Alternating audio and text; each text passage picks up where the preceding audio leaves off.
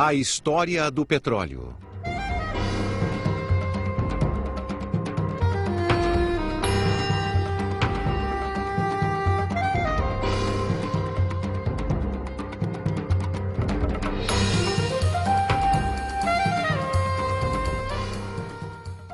Apenas 100 anos depois do início da civilização do automóvel, os especialistas alertam que o homem já queimou cerca de metade das reservas mundiais de petróleo que a natureza levou milhões de anos para produzir.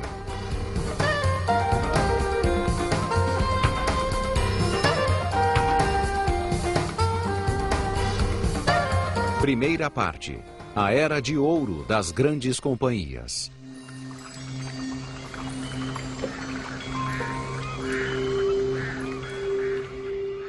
Assim que grandes quantidades de petróleo foram descobertas, grandes companhias, quase todas anglo-americanas, foram criadas para sua extração, refino, transporte e comercialização.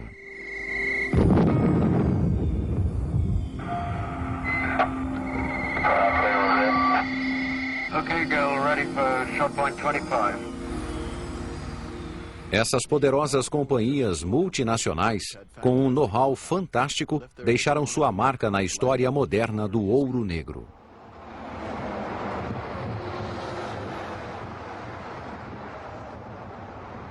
A febre do ouro negro.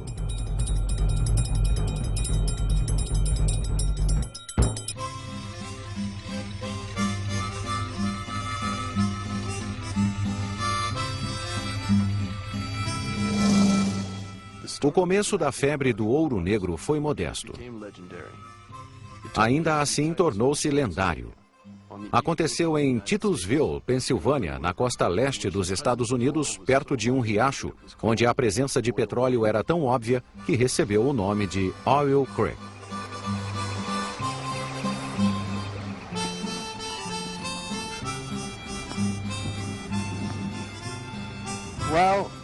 In the initial early days, oil seeps out of the ground in certain places. And so people would see oil scum on the top of a little river, and somebody would, in fact, in Burma, they collect this stuff off just little streams and rivers, and there are these indications that come out naturally. So in Pennsylvania, there were plenty of these seepages, as they're called. And in 1859 or something, Edwin Drake was the first man to drill the first well, deliberately to look for this oil. And he drilled to a depth of only 70 feet or so, and up came oil. And of course, as soon as this oil arrived, people could see it was valuable, and they could see it was here, so somebody drilled the next place. And really, within the span of about 5 years or so, people just saw where the oil was found and related it to the geological structures, which already there was the science of geology then. So they could see the relationship between these structures called anticlines, which is like an arch, like the rocks are folded and the oil collects at the top of the fold. And they began to observe this just in a practical way. And then once they found this structure with oil in it, they would follow it, and then they would look for another one. And really within a few years of the first wells, the essence of looking for oil was already understood. Drake era um aventureiro em busca de fortuna. Afirmava ser coronel para causar melhor impressão e encontrar sócios mais facilmente. Era o arquétipo do pioneiro de petróleo americano bem-sucedido, e muitos seguiram seu exemplo.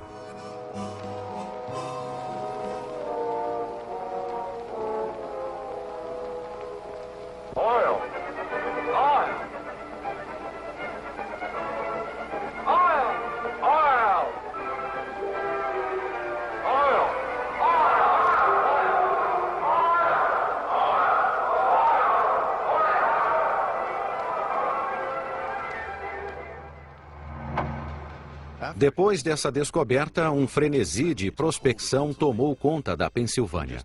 Em poucos anos, apesar da Guerra Civil travada nos Estados do Sul de 1860 a 1865, a febre do ouro negro espalhou-se pelo país até a Califórnia.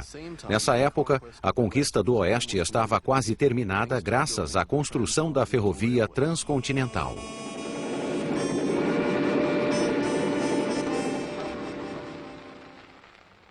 Em 1850, algumas décadas antes do automóvel, a necessidade de petróleo aumentou rapidamente devido ao desenvolvimento do transporte por ferrovia e da mecanização, que exigiam lubrificantes até então produzidos apenas com óleo de baleia.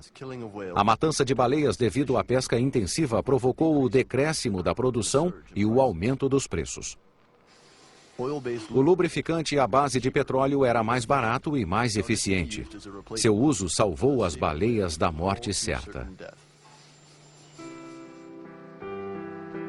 Ao mesmo tempo, houve uma grande mudança na iluminação doméstica quando as lâmpadas a óleo deixaram de ser privilégio da classe abastada. Os vendedores de óleo de parafina passaram a ser numerosos, até nos lugares mais distantes. Os poços de petróleo americano podiam suprir todas as necessidades.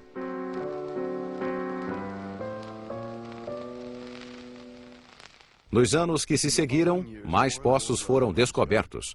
Em Oklahoma, Louisiana, Ohio e Texas, as torres surgiam por toda parte. Um jornal da época disse que formavam uma floresta tão densa que se podia andar de uma torre para outra sem tocar o chão. Essa proliferação ocorreu em grande parte devido a um detalhe da legislação americana. Nos Estados Unidos, ao contrário da maioria dos países europeus, o subsolo não pertence ao Estado, mas ao proprietário da terra. Aproveitando essa lei, milhares de pequenos proprietários passaram a prospectar toda a terra que possuíam. Os donos de poços eram tão desorganizados que o excesso da produção de petróleo inundou o mercado. Isso ocasionou o colapso no preço do óleo cru. A situação rapidamente se transformou em caos. Os reis do petróleo.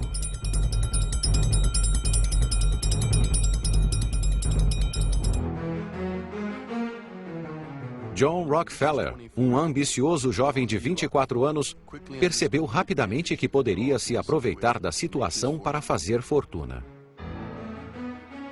Dizia-se que Deus criou o mundo e Rockefeller o organizou.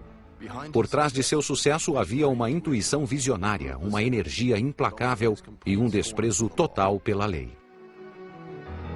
Ele disse aos proprietários: arrisquem seus dólares para encontrar novas jazidas e quando encontrarem petróleo, irão precisar de mim para o transporte, refino e comercialização. Foi assim que em 1870, aos 31 anos, ele fundou uma empresa que se transformou em lenda, a Standard Oil. Le coup de génie de Rockefeller a été de standardiser la production de produits raffinés. Tout est dans le mot standard que l'on trouve dans le nom de son groupe, du groupe de l'Empire qu'il a créé. À partir du moment où l'on pouvait mettre sur le marché un produit ayant des normes, des spécifications standards pouvant être utilisées par des gens très différents, la voie a été ouverte à l'utilisation à grande échelle du pétrole. Et en particulier par les voitures automobiles, puisque les deux industries se sont développées en parallèle à cette époque. Les automobiles avaient besoin d'un produit standard et le pétrole avait besoin d'un marché standard, en quelque sorte.